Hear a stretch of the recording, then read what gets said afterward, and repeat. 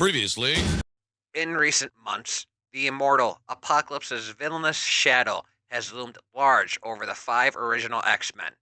Some time ago, he recruited their ally Caliban into his ranks and transformed Angel into the blue-skinned, metal-winged Archangel, briefly making him one of his horsemen. More recently, Apocalypse and his Dark Riders infected Cyclops' infant son, Nathan, with a techno-organic virus, forcing Cyclops to send Nathan on a one-way trip into the future with a woman named Ascony, in hopes of curing him. Cyclops seemingly destroyed Apocalypse after a battle on the moon, but even with his longtime love, Jean Grey's support, his heartache over losing Nathan would not easily heal. The X-Teams soon reorganized. The original five members rejoined the X-Men, which split into two sub-teams, labeled Gold and Blue. Cyclops' brother Havoc became the leader of the US government-sponsored X-Factor, which included his girlfriend Polaris, former New Mutant Wolfsbane, and rock star Lila Cheney's former bodyguard Strong Guy. On their first mission, they clashed with twisted geneticist Mr. Sinister and apprehended a rogue multiple-man duplicate who had previously romanced Siren. Polaris's jaw was broken on a later mission, and X-Factor recently aided a group of bitter Genosian refugees, the Expatriates, which one was badly beaten by a human mob. Cable, a mysterious, part bionic time-traveling soldier, recently took on leadership of the New Mutants, breaking them from the X-Men's dream of integration, adding new and more violent members, and transforming them into the paramilitary and proactive X-Force. Branded criminals, X-Force clashed with X-Factor and was later attacked by S.H.I.E.L.D. and Canada's Department K. Cable and X-Force were separated during the battle. X-Force stole a S.H.I.E.L.D. personal carrier and fled, and Cable soon returned to the future via his space station, Greymalkin. X-Force's most dangerous foe was Strife, leader of the Mutant Liberation Front. Strife conscripted former New Mutants, Rusty and Skids, committed acts of genetic terrorism, and battled X-Factor, and recently sent the MLF to steal ancient artifacts related to Apocalypse. Cable had a lengthy history of battling Strife, but only recently discovered a shocking truth of what was behind his mask. In the past few weeks, the X-Men have suffered more shakeups and heartbreak. The time-traveling Bishop joined the team. Cyclops became attracted to Cyclops, straining his relationship with Jean. Forge rescinded his marriage proposal to Storm and left the team. Gambit's estranged wife, Belladonna Bodriax, resurfaced only to die. Colossus's brother, Mikhail, ended himself, and Wolverine's fiancée Miracle Lashida was poisoned, forcing Wolverine to end her suffering. But little do the X-Men know, little do our favorite mutants know, that even more tragedy is on the horizon. November of 1992, The Uncanny X-Men, issue 294, was released. This is that story. The first verse, part 1 of the X-Cutioner song. He was born Warren Worthington III, heir to one of the largest private fortunes, sometime during puberty. Shortly after his 13th birthday, huge feathered wings grew from his back. After a brief career as a local Long Island superhero, he did what any confused adolescent mutant would do. He joined the X-Men. Over the years, he's lost all of his family, most of his fortune, and his original wings. The only thing which hasn't changed about him, even after his transformation into the shadow-hued, wild-eyed creature of the night known as the Archangel, is that Warren Worthington III is one heck of a date.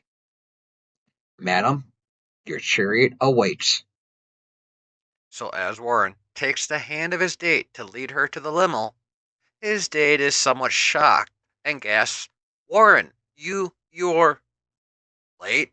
My apologies, Charlene," Warren interrupts. "I was going to say white. the lady that we now know as Charlotte, finishes. Ah, early 90s interracial humor. Gotta shake your head at it. It's because, she's black and he's supposed to be blue. Oh, the 90s. Anyways, so after a little flirting between our hero, Warren Worthington III, and Detective Charlotte Jones, where she tells Warren he seems to be a little overdressed for the one World Harmony concert in the park, and he roguishly replies, I don't think so, but if you do, I'm sure I can arrange something. And a little nudge nudge, wink wink, as the Sherful rolls up the divider, and they are off to the park. Meanwhile, in Central Park, in New York City, we see a crowd gathered for the Harmony concert. And as we focus on two of the thousands of attendees, we see that these two are X-Men. They are undercover. The first, the flying, super strong, uncontrollable, mutant powered, but still lovely, Rogue, the Southern Belle of the X-Men. And the other, the time displaced, but stoic, Bishop. This scenario is unacceptable. There must be 75,000 people here, Bishop complains to Rogue. What's wrong, sugar? They don't hold free rock concerts in the future? Rogue jabs back. Rogue and Bishop, they keep discussing Professor Xavier's security and how difficult it is to maintain with the conditions of the orchestra of the concert. Of course, Rogue, she's feeling talked down to. Believe it or not, Bishop, the X-Men managed to function as the mutant team supreme long before you stumbled into Camp Xavier to tell us peons how it's done.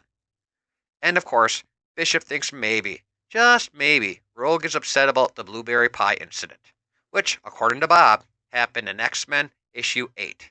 And as Rogue says, she is above that sort of crap, and it was boysenberry, not blueberry.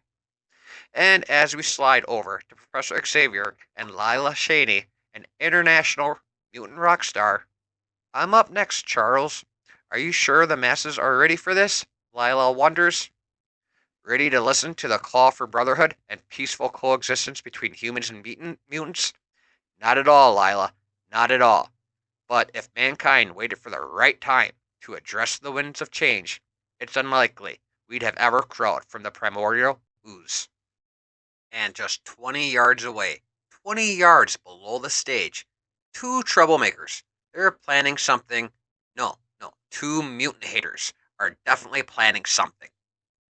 They'll be raking Charles Xavier's mutant-loving bones off the great lawns for a month, the male saboteur states. Not to mention those of Lila Cheney's makeup woman who tipped us off to the professor's unscheduled appearance.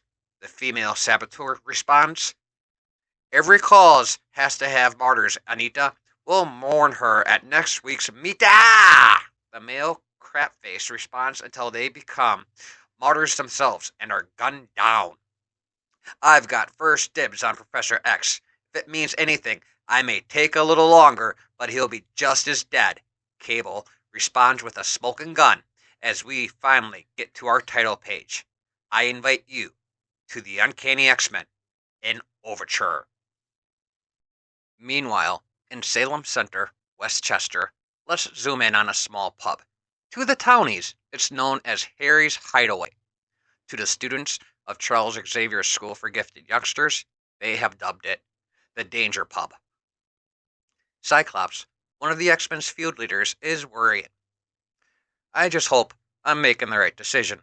Logan assures me that with Miracle's death, Wolverine issue 57, thanks again, Bob, the last thing he needs is a forced leave of absence from the X-Men. I can sympathize with him. I remember how devastated I was when I thought I'd lost Jean. And as what can happen to the best of us, Scott's mind wanders. The differences being, I never had the support of a group outside the X-Men. All my friends are X-Men. All my lovers are, and bam! The wandering gaze, the wandering mind is a dangerous thing when your current lover is a telepath. Hey, handsome, your heart can start beating again. I'm back. Jean Grey enters the barroom.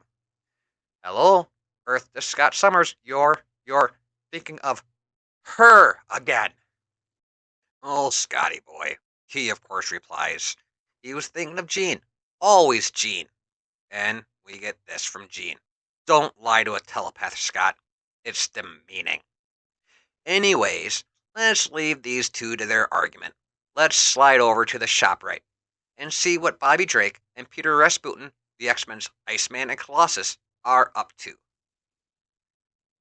Bobby is talking to Colossus, and he's all like, Opal said she needs time alone to think things through. Ouch. Colossus is like, ouch? Bobby continues to explain. Needs time alone to think things through, Peter, is womanese, for we're broken up, and I don't want to tell you. I see. There's no chance she's being sincere? I hadn't thought of that, Iceman replies to Colossus.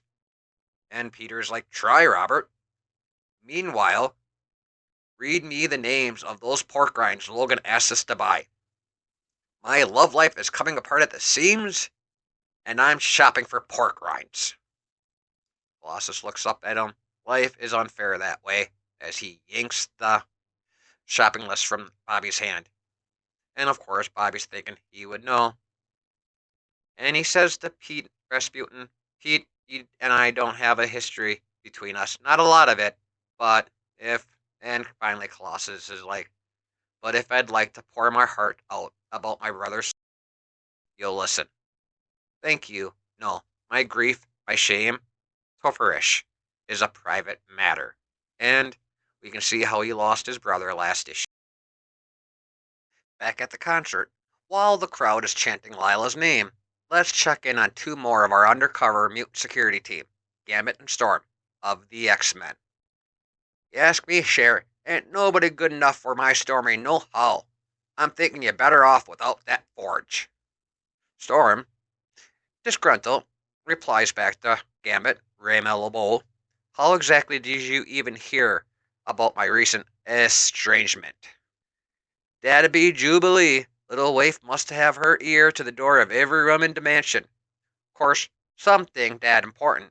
Ain't buddy get expect to hear it straight from the friend, none. We have barely spoken since you joined the Blue Team, Gambit. You have been less than supportive of Bishop's membership in the X-Men, and you never mentioned you had a wife, Belladonna, before or after her death. Perhaps you used the word friend too freely, Storm replies, obviously upset. Ah, Stormy, you wound me. I may, if you keep calling me Storm replies, but is interrupted as Gambit grabs her. Death threats and dancing très chic, eh? This is rock music, Remy. Why are we waltzing? And Gambit's only responds, 'Cause, Ororo, it's the only damn step this Cajun knows. At the Grand Hyatt Hotel in Manhattan. Hey, down in front! The temporary residence of X Factor's own Strong Guy and friends.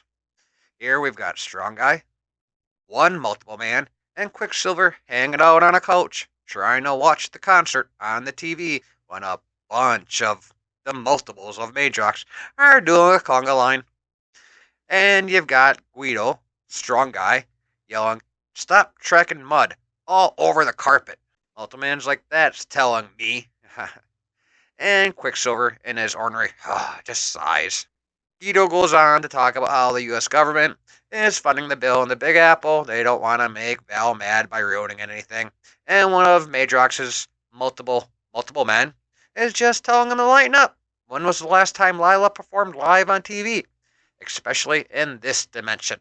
And of course, Madrox goes on to wonder if he could be sensitive because Lila did not ask Strong Guy to come back and be the bodyguard for that guarded body of hers. And Guido's getting mad. Guido tells him to shut up. And Madrox is shutting up and he pops out all of his multiples.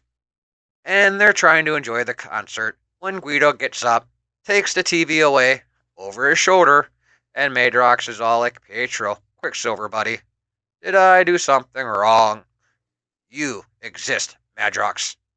Is that any zip? And the Quicksilver zips away before Madrox could even answer.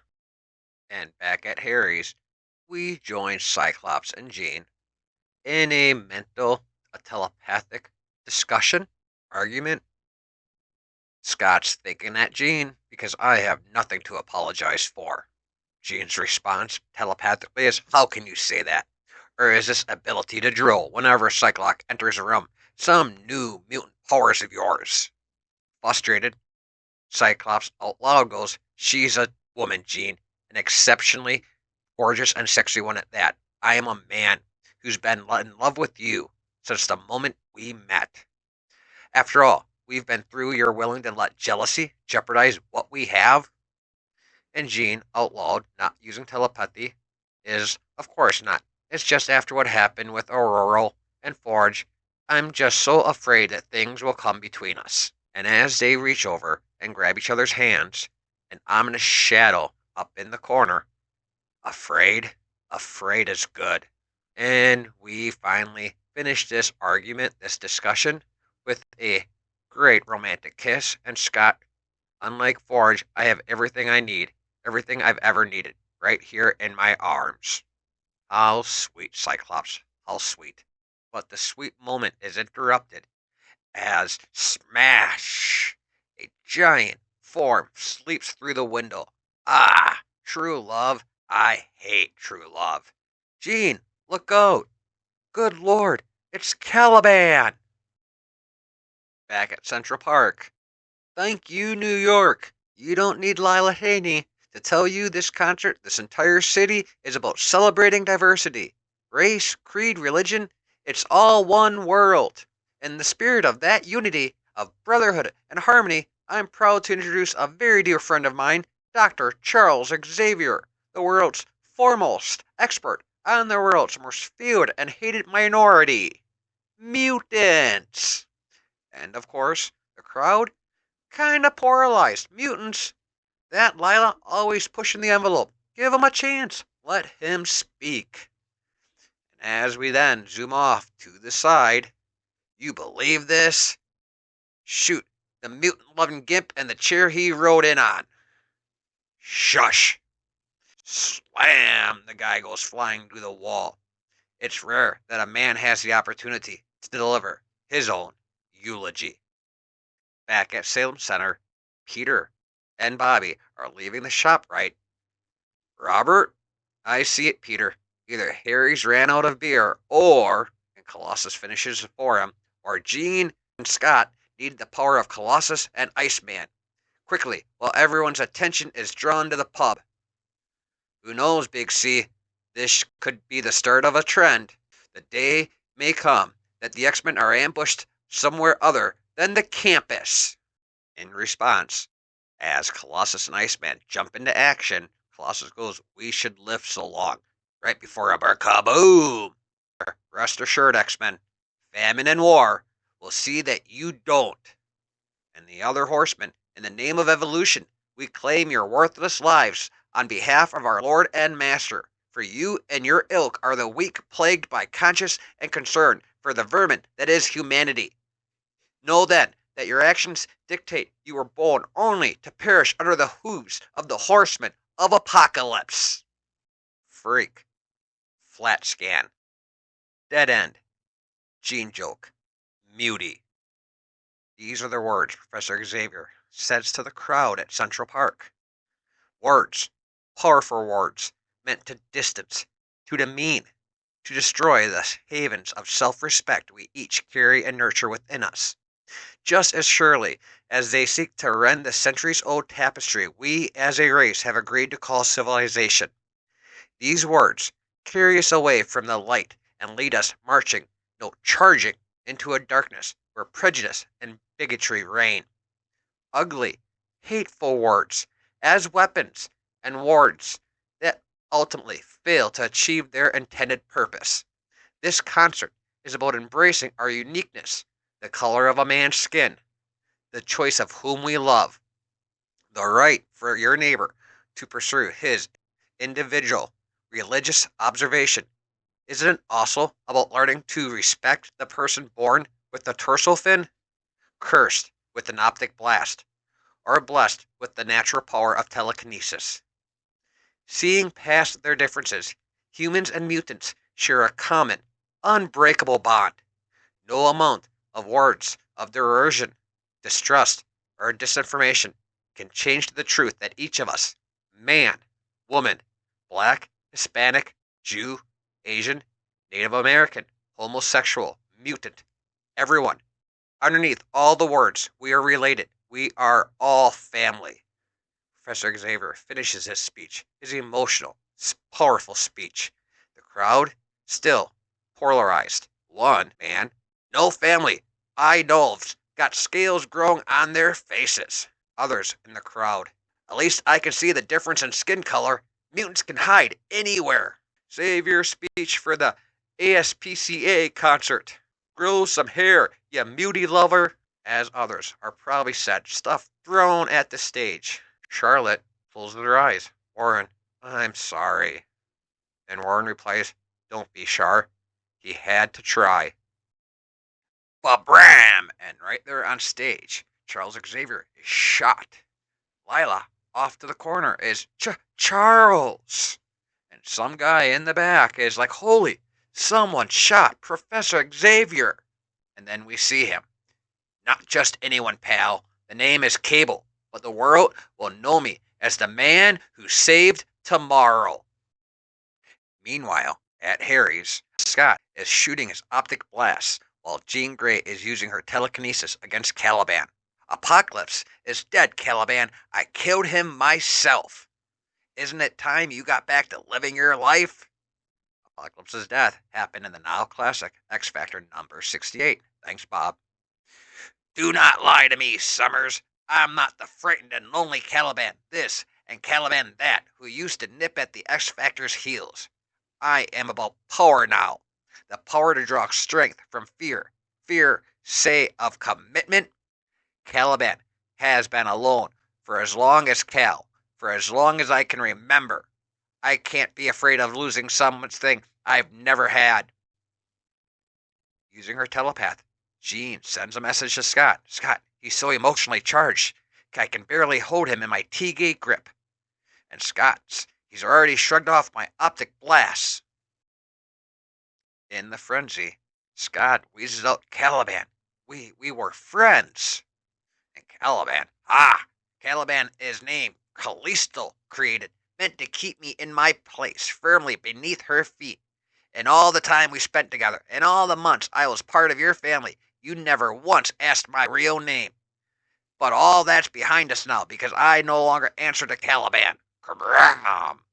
I am the fourth horseman of Apocalypse. I am death. Mushroom! And outside of Harry's, we go back to two of the X-Men we were following, Colossus and Iceman, as they battle two other horsemen of Apocalypse, Famine and War. Something happening as she tried to use her power against Colossus, her power of emanciation. And of course, Bobby informs her that that doesn't really matter. His armor form, Colossus does not need food, so she just fed off herself literally. War wears on the ancient bones of Apocalypse if the X-Men have hurt her, and Colossus and Bobby do some more witty banter back and forth between each other and the horsemen. And as they're still fighting, War declares once again, once have I finished crushing your bones to powder, you will be begging me to allow you to die. And as War and Colossus continue their fight, life is a gift from on high, horsemen. And Colossus cracks the horseman of War in the face. It is not for men such as you or Mikhail, men whose thirst for power exceeds their capacity for compassion, to decide who should live and who should die. Colossus, obviously upset, thinking about his brother. War is like, who is Mikhail? And Famine says in the background, it matters not, the master calls. And moments later, Colossus is looking around. There is no sign of Scott or Jean amidst the debris. War and Famine were the means to distract us while our teammates were spirited away. And Iceman replies, is it me, Pete? Or are we the only team in the world without a transporter beam? Back in Central Park, where music has been replaced by mayhem. Warren is reaching into his coat, and he clicks on something, and we have Detective Jones in the back thinking, oh, an image inducer, Warren. Metal rings rip out of his coat, and he transforms from his white skin to a blue-skinned appearance. Cable!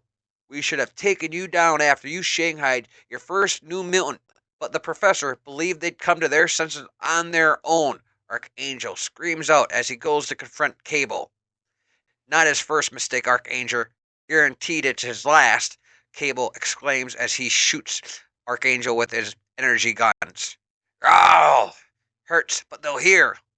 Going to have to do better than that, Archangel replies as he is shot in the wing. Trust me, Cable states, Frabadoom, as he fires off another blast from his energy rifle. I have. Bishop and Rogue come running and flying in from the crowd. Rogue screams out, Charles! She glances back at Bishop. You were correct, Bishop. We should never. Charles, with some telepathic thoughts leaking out. Never what, child? Never hoped? Never dared? To dream? He gets out as he is cradled by Lila Cheney, and she screams out, Oh God, Storm, Bishop, we're losing him! Blood leaks from his nose, from his mouth, as Archangel goes to confront Cable. You've already lost him.